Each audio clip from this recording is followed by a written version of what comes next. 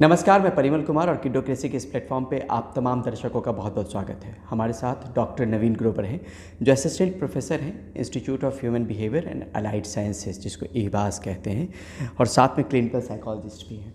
Sir, बहुत बहुत धन्यवाद आप किडोक्रेसी से बात करने के लिए। हम आज बात करना चाह रहे हैं आपसे इंटेलेक्चुअल डिसेबिलिटी को लेकर। एक तादाद बड़ी है और उसमें हम असेसमेंट कैसे करते हैं? पहले आप इंटेलेक्चुअल डिसेबिलिटी अगर बता पाएँ जो हमारे दर्शक हैं, और उसका असेसमेंट कैसे होता है। सबसे पहले हमें ये समझने की ज़रूरत है कि इंटेलेक्चुअल डिसेबिलिटी एक बीमारी नहीं है, ये एक कंडीशन है जिसमें आदमी की बुद्धि कम रहती है, आदमी की बुद्धि 70 से नीचे रहती है, तो उसको हम लोग इंटेलेक्चुअल डिसेबिलिटी की कैटेगरी में कहते हैं। इसकी 4 कैटेगरीज होती हैं: mild, moderate, severe and profound. Profound सबसे एक्सट्रीम होती है, माइल्ड सबसे ऊपर की तरफ में रहती है करके। तो इन सबको असेस करने के लिए हमारे पास टूल रहते हैं। अब जो नया हमारे पास गैजेट नोटिफिकेशन है मार्च 2024 का, उस गैजेट नोटिफिकेशन के हिसाब से अगर हम देखें तो उसमें 2 चीज़ें अलग अलग कर दी गई हैं। डायग्नोसिस अलग कर दिया गया है कि आपने इंटेलेक्चुअल डिसेबिलिटी को डायग्नोस करना है, और डिसेबिलिटी को कैलकुलेट करने के लिए अलग कर दिया गया है। तो अब डायग्नोसिस और डिसेबिलिटी के अंदर में लिंकेज नहीं है।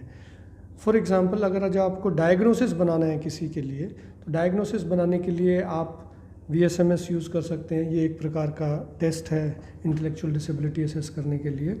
फिर उसमें आप विस्क यूज़ कर सकते हैं, BKT यूज़ कर सकते हैं, विस्क 4 यूज़ कर सकते हैं, मिसिक यूज़ कर सकते हैं। लेकिन जब सवाल आता है डिसेबिलिटी को मापने का, उसको आंकने का, उस वक्त में आपको सिर्फ और सिर्फ VSMS यूज़ करना है। VSMS is Vineland social maturity scale. आम अगर दर्शकों को बताएं कि इसमें क्या हम देखते हैं, किस तरह के सवाल होते हैं जिससे हम नापते हैं, या कोई मशीन होती है, सवाल होता है, क्या होता है?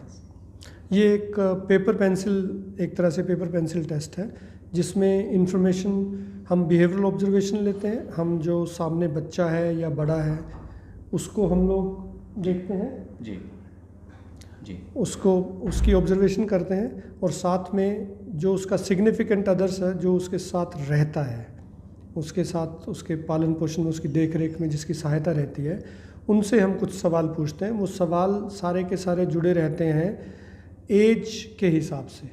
जैसे हम मान लीजिए बिलो 18 में माने सर कि 18 साल से नीचे के हमारे लोगों को हम टारगेट करना चाह रहे हैं, तो बिलो 18 में भी कैटेगराइजेशन है, किस किस एज ग्रुप में, उसमें भी कैटेगराइजेशन है, या एक ही तरह के सवाल? हाँ, इसमें आप चाहे असेसमेंट चाहे 15 साल वाले की कीजिए, चाहे आप 50 साल वाले की कीजिए, लेकिन जो हमारे क्वेश्चंस हैं, जो हमारा क्वेश्चनर है, वो सेम रहता है। बेसिकली हम ये जांचने परखने की कोशिश करते हैं कि आज के समय में इस आदमी ने एक पर्टिकुलर एज के माइलस्टोन्स अचीव कर लिए कि नहीं कर। फॉर एग्जांपल, हम लोग चलना सीखते हैं, मान लीजिए अराउंड 2 इयर्स के एज के करीब, तो हम आज अगर वो चल रहा है तो आइटम उसकी पास हो गई। आपको ये पूछने की ज़रूरत नहीं है कि ये चल सकता है कि नहीं चल सकता। आपने देखा वो चल के आपके रूम में आके बैठा है, तो इसका मतलब उसने एक वो पर्टिकुलर आइटम पास कर ली।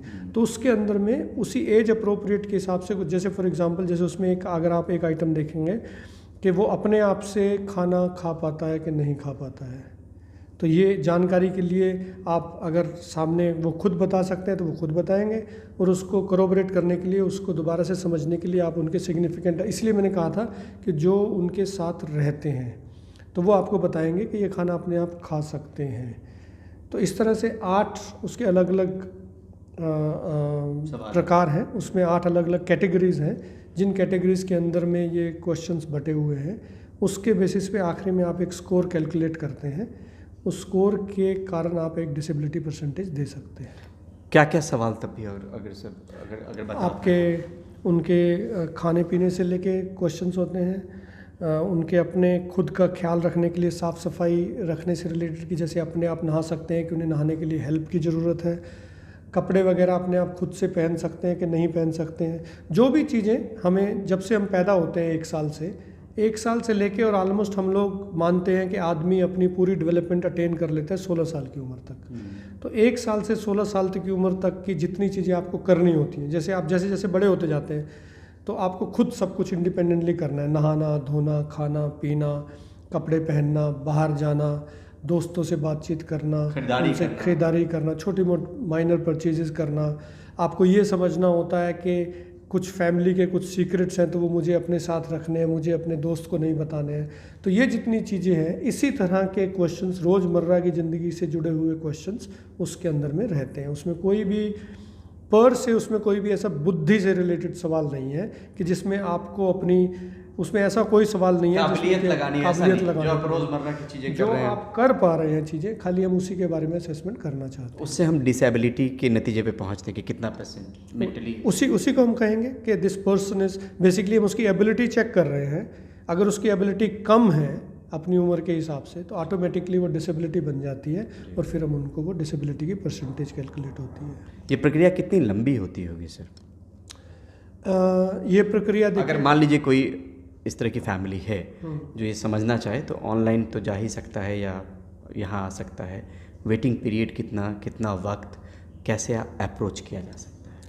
देखिए, हो क्या रहा है कि इस वक्त अवेयरनेस बढ़ी है, सरकार के एफर्ट्स से अवेयरनेस बढ़ी है, लोगों को डिसेबिलिटी के फ़ायदे भी ज़्यादा मिलने लगे हैं। तो उसकी वजह से लोगों में जागरूकता बढ़ी है और कुछ हम लोगों ने भी अवेयरनेस बढ़ाई है और हम लोगों को इनकरेज करते हैं कि जिसका हमें लगता है कि इन्हें डिसेबिलिटी के सर्टिफिकेट से फ़ायदा होगा, तो हम उनको भी इनकरेज करते हैं कि आपको डिसेबिलिटी सर्टिफिकेट के लिए अप्लाई करना चाहिए। उसके लिए सरकार ने एक पोर्टल बनाया हुआ है UDID। उस पोर्टल पे जाके उनको रजिस्टर करना पड़ता है और उन्हें कहना पड़ता है कि हमें ये सर्टिफिकेट चाहिए। उस एप्लीकेशन के 1 महीना के अंदर अंदर ये कोशिश रहती है कि उनको वो सर्टिफिकेट मिले। और क्योंकि पर्टिकुलरली अगर मैं कहूँ कि मेरे इंस्टीट्यूट के ऊपर में दबाव ज़्यादा रहता है, क्योंकि सारे दिल्ली और नेयरिंग स्टेट्स, UP और इन सभी चीज़ों को और जगह पे क्लिनिकल साइकोलॉजिस्ट की रिक्रूटमेंट इतनी नहीं है, तो हम लोगों को वो केटर करना पड़ता है और हम मना भी नहीं करना चाहते हैं, क्योंकि हमें ये लगता है कि जो आदमी आया है उसकी ज़रूरत है और उसको कहीं और पे इस चीज़ के लिए सहायता नहीं मिल पा रही है, तो इसीलिए वो लोग हमारे पास आए हैं। अप्लाई करने के बाद जो है सर, वो आपके पास फिर क्या पहुंचते हैं? अप्लाई करने के बाद आप लोग उनको कांटेक्ट करते हैं कि आप आइए, फिर हमारा एडमिन का एक सेक्शन रहता है अलग से। तो जैसे ही वो अप्लाई करते हैं तो वो खबर उनके पास ऑटोमेटिकली उनके पास में पहुंच जाती है। जब उनके पास में खबर पहुंचती है तो फिर वो उनकी फ़ाइल वगैरह चेक करते हैं या उनको बताते हैं कि आपको आके हमारे यहाँ रजिस्टर करना पड़ेगा हॉस्पिटल में। फिर वो रजिस्टर होते हैं, फिर उनकी असेसमेंट होती है पूरी। इसमें मल्टी डिसिप्लिनरी टीम जुड़ी रहती है इसमें। तो वो टीम अपना सारी असेसमेंट करती है। असेसमेंट करने के बाद में एक मेडिकल बोर्ड बैठता है इसका, तो उसके लिए भी उनको पूरा हर स्टेप पे उनको बुला लिया जाता है और मेडिकल बोर्ड में क्लियर होने के बाद उनको सर्टिफिकेट इशू कर दिया जाता है। तो मोटे तौर पे ये मान के चलें कि महीने भर के भीतर ये कोशिश रहती है कि हम सारी प्रक्रियाओं को पूरा कर सकें। यस, 4 हफ्ते के अंदर में। पेरेंट्स कैसे समझें कि बच्चे में ये दिक्कत है? शुरुआती दौर की अगर बात करें, मतलब वो अगर 3 साल का है, 4 साल का है, उस एज ग्रुप में भी लोग आते हैं आपके पास? कुछ तो बहुत क्लियर कट होता है, उसमें उनको समझने की ज़रूरत ही नहीं पड़ती है, क्योंकि वो बच्चा दूसरे बच्चों से बहुत ही अलग होता है, तो उनको पता चल जाता है और डॉक्टर्स भी उन्हें बता देते हैं कि कुछ दिक्कत है। दिक्कत वहाँ पे आती है जहाँ पे आप बच्चे की एबिलिटी बॉर्डर सी पे है, जहाँ पे वो खेल भी रहा है लेकिन पूरी तरह से नहीं खेल रहा है, चल भी रहा है लेकिन पूरी तरह से नहीं चल रहा है करके। तो यूजुअली देखा जाए तो पहले वाले टाइम में 5वीं क्लास तक हम मान के चलते थे। 5वीं के बाद में पता चलता था किसी को अगर माइल्ड रिटार्डेशन होती थी, माइल्ड लेवल की प्रॉब्लम्स होती थी, जब वो मिडिल स्कूल की तरफ जाता था। आजकल तो स्कूल इतने डिफ़िकल्ट हो गए हैं, इतने मुश्किल हो गए हैं, तो उससे पहले पता चलने लगा है। तो इसीलिए स्कूल्स एकदम से ही बोल देते हैं कि ये बच्चा ठीक नहीं कर। तो स्कूल सबसे पहली है, पढ़ाई सबसे पहली है माइल्ड टू मॉडरेट वालों के लिए, जिनका पता चलता है कि हाँ स्कूल शिकायत करता है, वहाँ से शिकायत आती है तो पेरेंट्स को पता चलता है।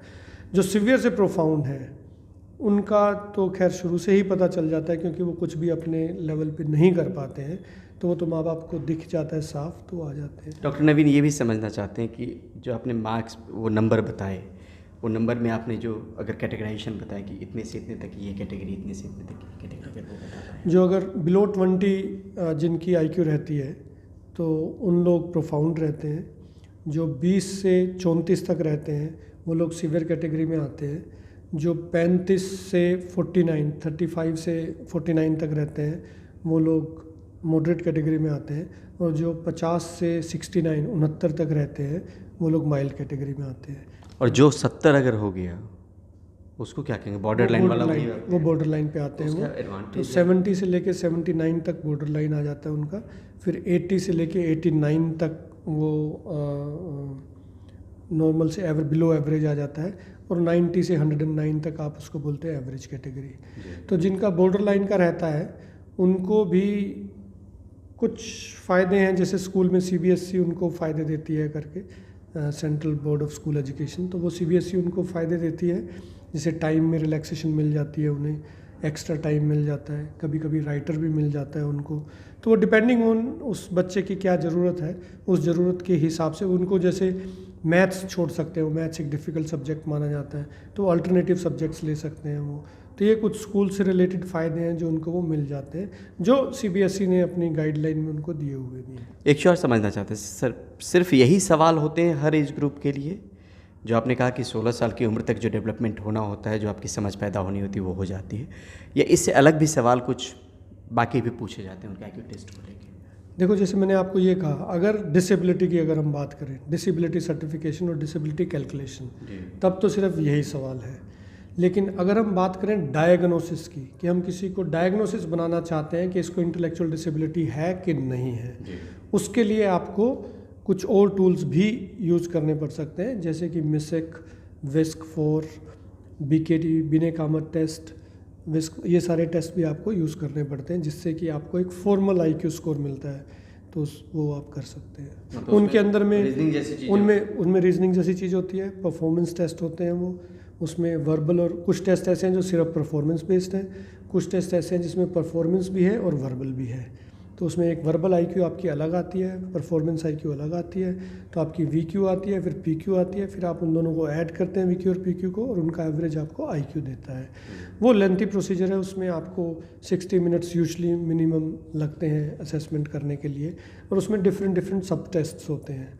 तो वो सब टेस्ट में पूरा परफॉर्मेंस भी, जैसे घोष ब्लॉक एक बहुत फेमस टेस्ट हुआ है, जिसमें लकड़ी के गुटके होते हैं, 4 एक ही तरह के गुटके होते हैं, तो उससे लेके आपको डिज़ाइन बनाने होते हैं, तो वो परफॉर्मेंस से रिलेटेड आ जाता है। आपका जो असेसमेंट होता है उसके आधार पे बोर्ड में कभी कोई दिक्कत तो नहीं होती कि जो आपने असेसमेंट किया, या बोर्ड भी अपनी तरफ से कुछ रेज कर सकती है, उस बच्चे को वहाँ पे बुला सकती है जब सर्टिफिकेशन की बात आती है? बिल्कुल, देखिए, आप बोर्ड के एक मेंबर हैं, तो ज़रूरी नहीं है कि जब मैं बोर्ड में एज ए मेंबर बैठा हूँ तो वो असेसमेंट मेरी ही की हुई आएगी, वो किसी की भी। तो बेसिकली कहने का मतलब ये है कि एक क्लिनिकल साइकोलॉजिस्ट, एक साइकियाट्रिस्ट, एक पीडियाट्रिशियन और एक और कोई रहेगा, तो ये 4 लोग जैसे बोर्ड तय करते हैं, बोर्ड बनता है, उसमें से एक बोर्ड का चीफ होता है, यूजुअली इंस्टीट्यूट का जो डायरेक्टर है वो उसके बोर्ड के चीफ रहते हैं करके।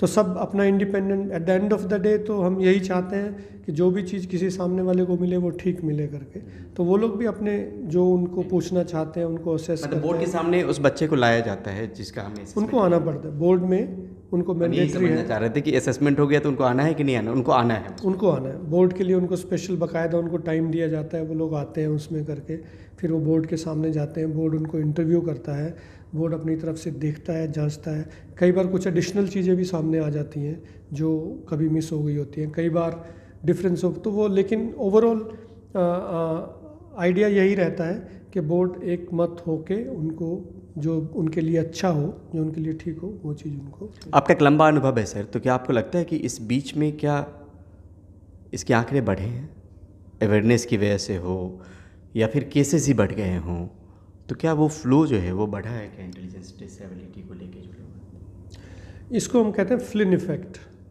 फ्लिन इफ़ेक्ट एक ऐसा इफ़ेक्ट है जिसके बारे में रिसर्च करके बताया गया कि हर जनरेशन में एक शिफ्ट आता है IQ के अंदर में। तो आप, जैसे हमारा जनरेशन था और जो नया जनरेशन है, तो उनकी IQ अब बढ़ जाती है। हालांकि उसकी वजह से अभी IQ की कैटेगरीज़ में अभी बदलाव नहीं किया गया है, लेकिन ये फ्लिन इफ़ेक्ट काफ़ी फेमस है, जिसमें IQ के शिफ्ट होने के जो अभी आप बोल रहे हैं उसके बारे में बात की गई है। जहाँ तक बात इस चीज़ की है कि लोगों में इस कंडीशन का बढ़ना, कि इंटेलेक्चुअल डिसेबिलिटी बढ़ना, इसके जैसे ये ज़्यादातर जेनेटिक कारणों की वजह से होती है ये। तो ये पाया गया है कि वातावरण के बदलाव की वजह से, जो हम बोल रहे हैं ग्लोबल वार्मिंग, पोल्यूशन और डाइट, जितना socio economics, premature babies, socio economic status काफ़ी कंट्रीब्यूट करता है इसके अंदर में। तो प्रीनेटल और पोस्टनेटल केयर इसके अंदर में काफ़ी ज़्यादा, प्रीनेटल मतलब जन्म से पहले की, पोस्टनेटल मतलब जन्म से बाद की, तो ये केयर भी इसमें बहुत ज़्यादा महत्वपूर्ण है। तो ये सारे फैक्टर्स मिलके, इसमें कोई दो राय नहीं है, आप बिल्कुल सही बोल रहे हैं, इसमें कोई दो राय नहीं है कि इसकी प्रेवलेंस बढ़ रही है, डिसेबिलिटी की, इंटेलेक्चुअल डिसेबिलिटी की प्रेवलेंस। कोई सुझाव अपनी तरफ से ऐसे पेरेंट्स को? मेरा तो एक सुझाव ये रहेगा, जो हम यहाँ देखते हैं ज़्यादातर, और मैं कोशिश करता हूँ कि उनको उस जाल से बचाऊँ कि वो लोग, इसको हम बोलते हैं डॉक्टर शॉपिंग, तो उनको डॉक्टर शॉपिंग नहीं करनी चाहिए। हाँ, ये टर्म है, विंडो शॉपिंग करते हैं यहाँ पे डॉक्टर शॉपिंग नहीं, ये बिल्कुल ये टर्म है ये, और लोग इसके ट्रैप में आते हैं, क्योंकि यहाँ से वहाँ, वहाँ से यहाँ से वहाँ। उनका दोष नहीं है वो उनका दोष नहीं, क्योंकि वो तो चाह रहे हैं कि हमारा बच्चा ठीक हो जाए, और वो समझ नहीं आ पाती कि ये कंडीशन है और इसका एक तरह से इलाज नहीं है, आप इसको ट्रेनिंग थोड़ी दे सकते हैं। तो एक तो ये कि डॉक्टर शॉपिंग उनकी बंद हो। दूसरा, उनको अगर कोई डॉक्टर ठीक नहीं लगे, जब किसी से बात करते हैं और उनको लगता है कि वो डॉक्टर ठीक नहीं है और उनको उनके ऊपर इल्ज़ाम लगा रहा है कि आपकी वजह से बच्चा में ये खराबी हो गई या आप इसका ठीक से देखभाल नहीं करते, तो उस डॉक्टर के पास उनको दोबारा नहीं जाना चाहिए। तो मेरी ये रहेगी कि उनको अपना दिमाग भी लगाना चाहिए कि डॉक्टर भी अगर उनके साथ ठीक से, तो उनको ये डॉक्टर शॉपिंग इस हिसाब से तो करनी चाहिए कि ठीक डॉक्टर के पास कैसे पहुंचना है। एक आदमी डॉक्टर है, दैट डजंट मीन कि वो सब कुछ सही ही करेगा आपके लिए। तो आपको ये मैं हमेशा से चाहता हूँ कि जब भी सही डॉक्टर पेरेंट्स हैं, सही डॉक्टर के पास पहुँचे, अपना दिमाग लगा। लेकिन इस भ्रम में नहीं रहे कि ये ठीक हो जाएगा तो उसके लिए हम बदल लें, उसके लिए बदल लें हम डॉक्टर, अगर वो बेहतर कर सकते हैं, बेहतर कर सकते हैं। और अगर उनको लगे कि वो डॉक्टर अपनी तरफ से जितनी मेहनत, बाकी सब तो ऊपर वाले के ऊपर है कि वो अपनी मेहनत ठीक से कर रहा है, उनकी बात को ठीक से सुन रहा है, उनको सही से समझ रहा है, तो फिर उसके साथ में उनको लगे रहना चाहिए। ठीक है, बहुत बहुत शुक्रिया सर। किड्योक्रेसी में आज के लिए बस इतना ही, मिलते हैं जल्द ही एक नए वीडियो के साथ। देखते रहिए, दिखाते रहिए किड्योक्रेसी। बहुत बहुत शुक्रिया, बहुत बहुत धन्यवाद।